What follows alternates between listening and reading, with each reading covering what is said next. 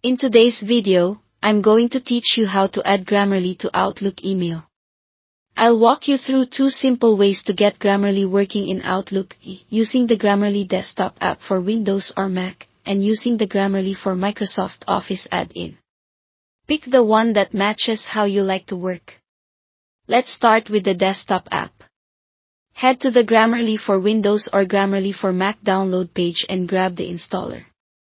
Run it and follow the prompts. Once it's finished, open Outlook and start a new email.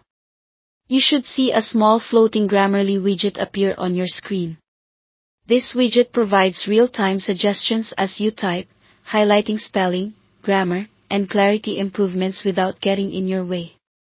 If you're asked to sign in, do that so your suggestions and settings sync. You can drag the widget to a comfortable spot, open its panel for detailed explanations, or pause checking if you want to review your message without highlights. If you prefer Grammarly embedded directly inside Outlook's ribbon, use the Microsoft Office add-in. Go to the Grammarly website, find Grammarly for Microsoft Office, and click Get the add-in to download the installer. Before you run it, save your work and close both Outlook and Word. This avoids conflicts and ensures the installer can update everything it needs. In the Setup wizard, make sure the checkbox for Microsoft Outlook is selected.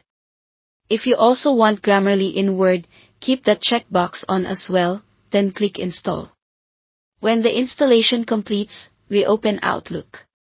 On the Home tab, you'll see a Grammarly section with an Open Grammarly button.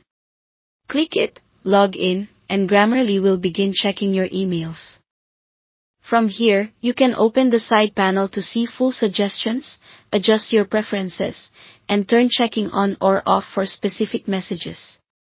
If the add-in doesn't show up in the Outlook desktop app, open File, select Options, then click Add-ins.